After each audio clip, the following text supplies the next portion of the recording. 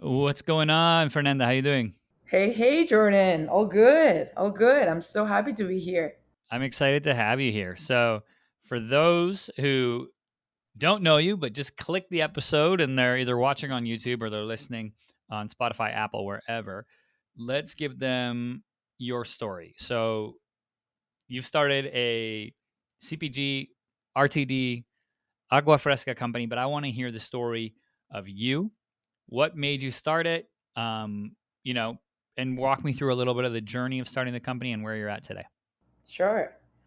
Well, this is a how a Latina broke into this competitive beverage industry with the first ever elevated vitamin infused agua fresca in the market. So, yes, I'm here on a mission to end the sacrifice of choosing between flavor and health when it comes to beverages.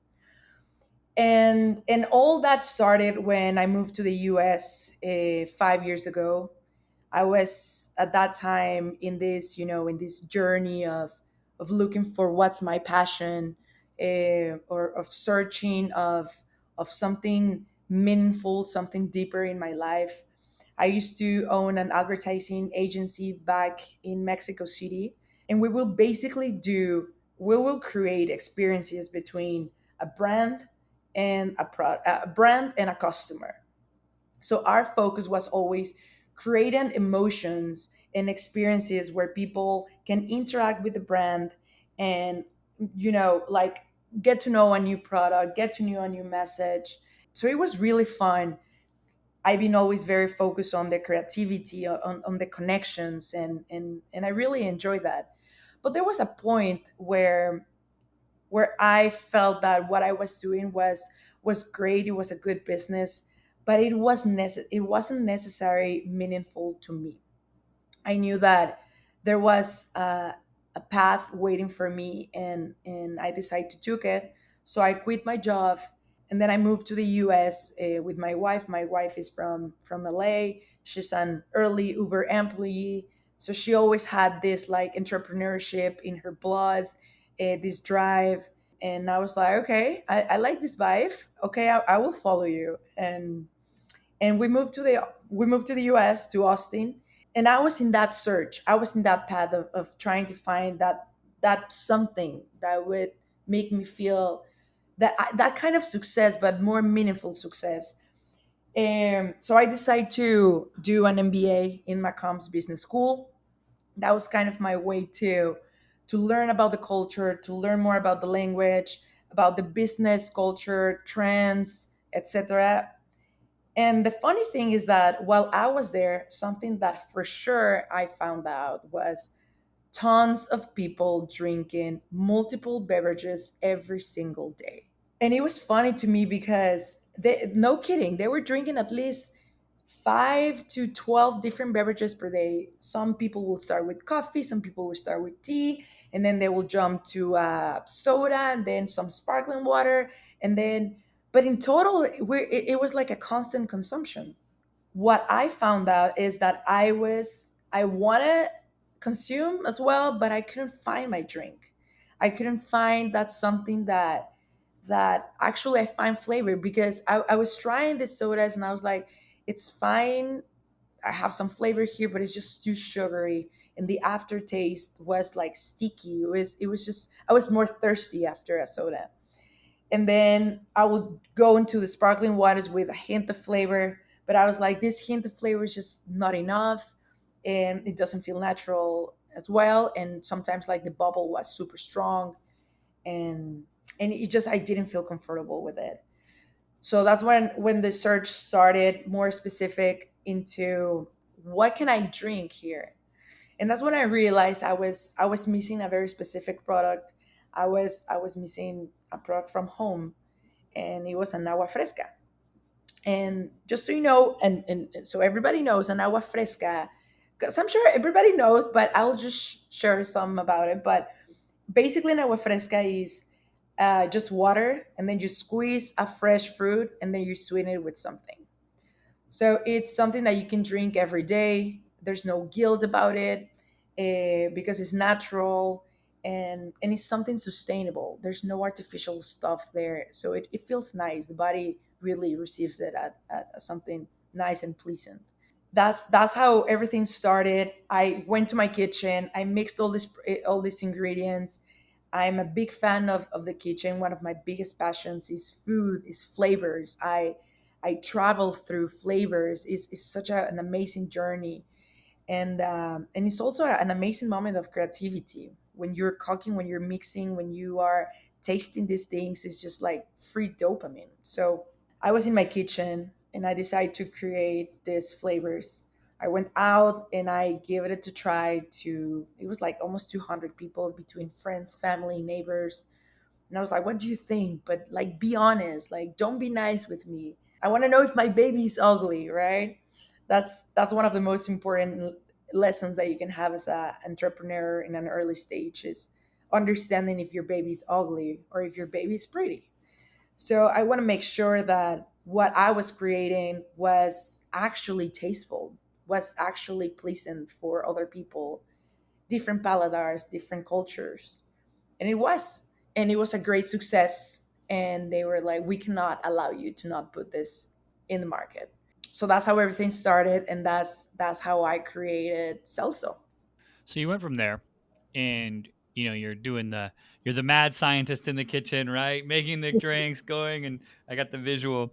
What was the next step? Did you have to go find a co-packer? Were you like, okay, I got the recipe? Like, I ask this because I see that you have the creative background, right? The agency, okay, cooking, okay, creating the drink, this mixology kind of component to it. But now there's the operational side, right? That, okay, we got to get this thing canned, shelf stable, all of that good stuff. What were some of those steps? Was it going and just meeting co-packers? Was it a lot of late night Googling? What were the steps that you took? Yes, yes to all that. It was so I didn't have any CPG background, and I had no idea where to start. This was a completely maze for me. And it's not just not knowing where to start, it's not even knowing the vocabulary of this industry. So I had to learn really fast. And what I started to do is I started doing a lot of Google, yes, and looking for more information, reading more, start buying books. I start trying to attend more CPG events so I can having some idea of what was going on there, what kind of industry is this. But the crazy thing is that I had to do all that in a very short period of time. And that's when I start asking people. It's something that I really recommend is to ask, make questions, never be afraid to look dumb ever. Because and sometimes I even acknowledge that it's like, hey, I'm gonna make a very dumb question, but I need to know. And it's kind of when you already set that tone, the other person is like, oh no, of course, I'm down to help. Like, there's no dumb question, right? And I start asking these dumb questions like, what's a co-packer, right? Once I know what I want to create, where and how can I have a formula to scale this business? And I start getting those answers, and I start reaching out these different agencies that they could help me. Agency for making a formulation, the co-packer. I start reading different contracts. I start reading a lot about what to worry about when you work with a co-packer. What are the things that you have to look at? Everything was really from scratch. And there's something really interesting about not having a CPG background while I was starting this. And obviously there's the good things and there's the bad things, right? Like, the bad things are pretty obvious. Like, you don't know where to start. You're potentially gonna fail and you're gonna commit mistakes. It's gonna probably take you more time. So that's those sides were the obvious for me. But the positive things, which are the things that I try to focus more on, the positive things were I'm not biased in this industry, in this business. So I could be whoever I want to be, and I could be as creative I want to be. It's basically, for me, I was writing my own rules. And it wasn't necessarily something that I was visualizing like, oh, this is who I am right now, and and I'm super creative. It was more an survival instinct that I don't know what I don't know, but I'll figure out. And there's some things that would make more sense to me. There's some things that I prefer to not do. And then I start realizing about that when I start talking with people that they've been in this industry for 20 plus years. They know how to roll this game, and but unfortunately a lot of this has been kind of made by the book. There's a huge book of what to do and what not to do in the CPG space. And a lot of these like very experienced people, of course, they have played by the book many years. They also have their own tactics, but it's always going back to the same line. When I realized that I didn't have that, that there was no such thing as a book for me. And like the book is bullshit. Like I've hung out with enough founders and everybody has like these books and I'm like the playbook from 2007 is not going to work in 2023, right? So I don't know. I think there's something interesting there. It's something so interesting because right now you see these emerging brands that they're playing a completely different new book and they're succeeding. Right, exactly. You look at TikTok wasn't around 7 years ago, right? So, or whatever, 5 years or whenever it came. Now, building off that, right? So you enter the market, you've got a new brand.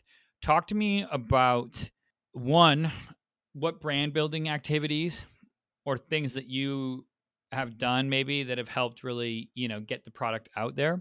Yeah, is there anything in particular that's, you've thrown a lot at the wall to see what stuck, but what has stuck for you with getting the product out and building a brand? One of the We have two very powerful things in Celso. Celso is a vibe. There's something sexy about Celso.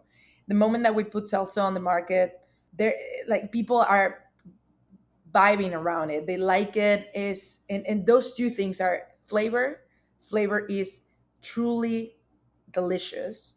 There's like we have many reviews of people saying like there's nothing like that in the market. It's really tasty. And then the other side is the representation and the story behind the brand. So these two factors they've been really powerful for us because the moment that we put the product out there, our communities and people start connecting right away. And let me give you an example. We were doing a demo. Demo is the marketing tool that we have invest the most. And a lot of these demos we have done it. I have done it myself, which has been an amazing experience because that's where you can actually see your customer face to face and you can actually get real data about your product and about your concept and about your story because they're not going to lie to you because it's when we talk about products that you taste, you cannot fake a face, a reaction, and that's the beauty of this space. So when we're at the demos, we were kind of testing that, and I'll give you an example. I was in one demo, and there was a bunch of young Latinas. There was like a group, and they approach us and they try the product, and they get really excited, not just because the flavors were amazing, they felt represented by the product, but when they found out that I was the founder, they couldn't believe it. It was a moment where they started like screaming and hugging me. They were like, this is amazing, like seeing a Latina being a CEO in this industry that we know that is very male dominated. It's so inspiring, and obviously they become customers, and they are a very big fans in our social medias. And that's been kind of one of our tactics that we have used in marketing. To be honest, we haven't spent much money in marketing. The Celso has been the power of being very like mouth word of mouth, but I think a lot of that has because we've been very focused on the value creation through a branding, representation, and content creation. The content creation that we have done is been really kind of fun, simple. Like we're not trying to be a brand, we are a person. And that's the beauty of a startup because when you are in this early stage, you can be that person. Celso can be can have a personality, can have values, and we reinforce them all the time because we're very close to all those efforts, and people are very close as well. So it's kind of a relationship, kind of. Yeah, no, it is. They can build a relationship and get to know you as the founder and then see the product um in behind this, right? And or maybe out front now, right? That's one thing too I always am interested in is the founder story, right? And the push for things like that are all awesome, right? The like representation, you're saying like, okay, people see you at the market and they're like, holy crap, you know, you're killing it. I'm a fan. But scaling that, right? How do you is it social media do you think is going to be the tool to at least, scale that feeling maybe not to the same extent that you're able to do, when you are sampling and they're meeting people, but is that where you want to go with regards to spreading the message, making sure, okay, hey, people see that there's LGBT, LGBTQ, there's representation from Latin America. Is social going to be the avenue for that? Are you thinking PR? Where do you want to go from that side of things? I think it's definitely a mix of different tools that they're always important for the marketing strategy standpoint. For us, definitely social media, it's been a huge channel where we're not just able to create content and put it out there, but where we can also get some feedback right away, where we can test our content and the type of communication and messages that we're putting out there, because customers, they have an opinion and we care a lot about that, and we just love that social media is like the perfect place where customers can give you that feedback almost right away, and pretty honest and brutal feedback as well. So social media is definitely a good place for us. I think it's a great place for any brand. The approach, the way we approach, is I think is a key part of this, and any brand will have a different approach to it, depends of their personality or brand values.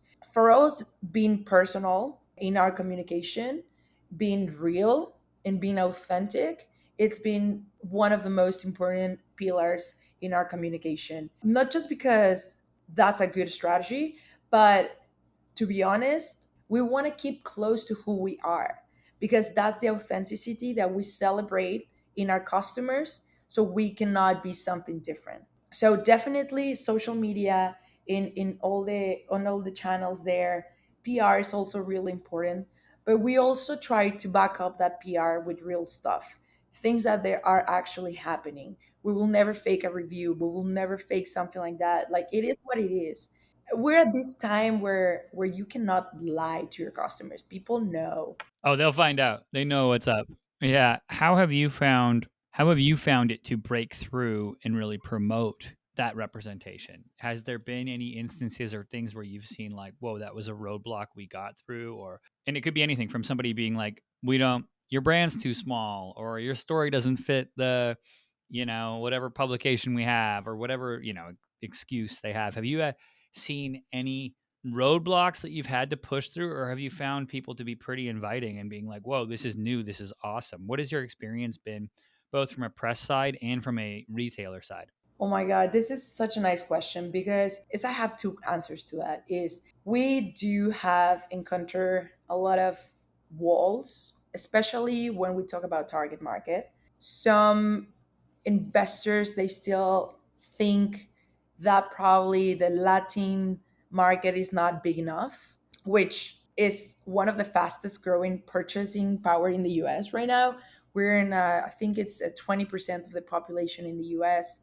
LGBTQ is the fastest growing minority segment in the US as well.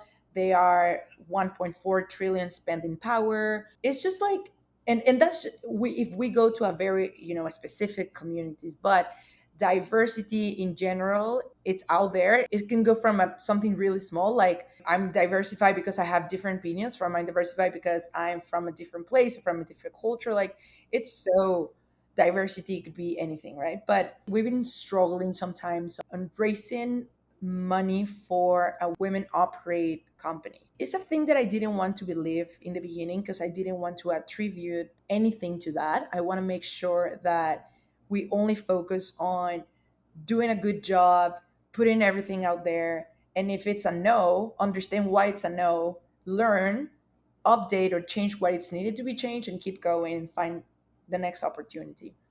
But sometimes I have realized that there's some sort of unconsciously mistrust to women that they own these companies, and it's unconsciously because it's like an unconscious thought of prove that you actually are capable to do this, that unfortunately doesn't always happen with males. So that's something that I have found out. I'll take it as a challenge, as we need more women investors taking decisions. We need more women in the executive decisions. We need more buyers that they are from the retail perspective. We need more buyers that they're women, that they could understand better, they can connect better with a product or with a women founding company. Because a lot of these, for example, from the retail perspective, a lot of this mistrust comes from, okay, so if I take your product, are you going to be capable to keep the velocity in the store, if keep the product moving, and your marketing strategy is good enough, and you're going to be able to keep raising money to keep backing up your company with capital, so you can survive in my store, which makes a lot of sense. But it happens sometimes, like that, a little extra mistrust that I don't know if you're going to be capable to do it. And that's from the side that has been a little bit more challenging. But overall, and it's something that I celebrate hard, is this is a time of evolution for diversity and inclusion. And forget about being women or men. This inclusion is way more diverse than we think. And I really celebrate it because now there's a lot of retails that they are looking for these brands, that they are women owned, black owned, Latin owned. And it makes sense. And we've been having such a good experiences with that also from the customer side. So many people supporting that, so many people supporting minorities. We are becoming more and more conscious customers. I'm more conscious about my decision.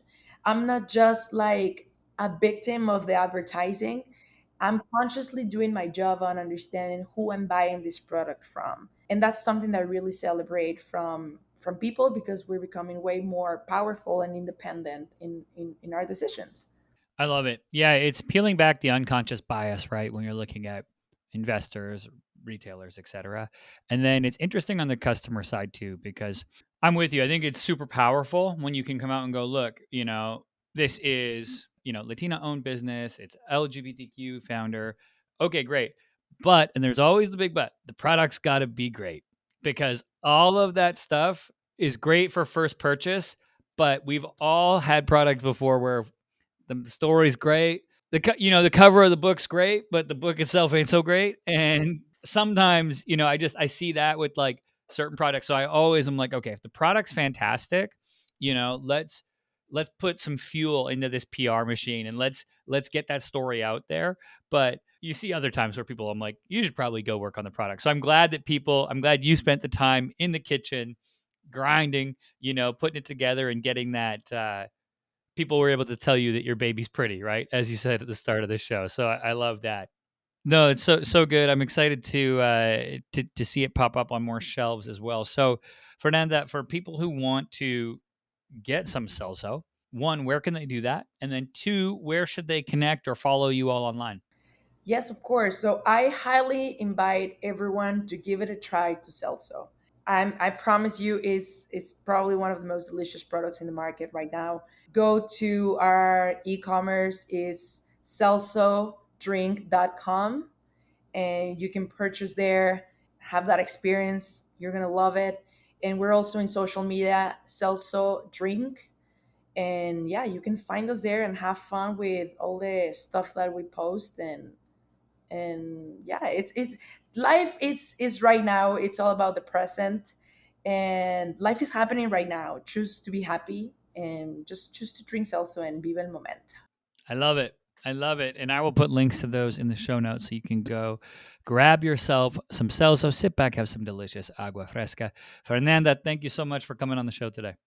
Thank you so much, Jordan. All right, everybody, that's it for this episode. I'm your host, Jordan Shelton. As always, my one ask for you, hit those little buttons at the bottom of your podcast app or on YouTube. That like, share, subscribe, that helps us out. And I will catch you next time.